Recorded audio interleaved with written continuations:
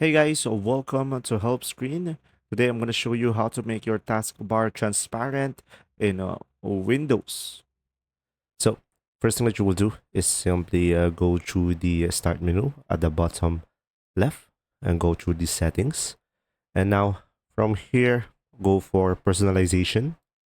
And after that, just simply go through the colors over here.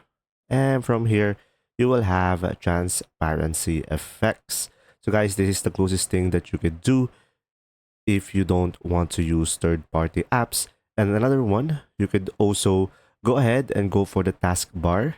And from here, you could just simply go turn this on because I personally use this one. As you can see, guys, it will automatically hide the taskbar. So as you can see, when I go to the bottom, it will pop up. When I don't, it will hide. So you could also do this one. And that's simply about it.